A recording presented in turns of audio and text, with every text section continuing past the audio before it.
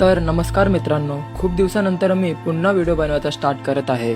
पहिले मी फक्त सॉन्ग्स किंवा म्युझिकवर जिम एडिट्स रील क्रिएट करायचो, पण आता या वेळेला मी स्वतःच्या व्हॉइस ओव्हरवर व्हिडिओज क्रिएट करणार आहे आणि त्या व्हिडिओज थ्रू मी तुमच्याशी माझी फिटनेस जर्नी सोबतच ट्रेडिंग जर्नी पण शेअर करणार आहे।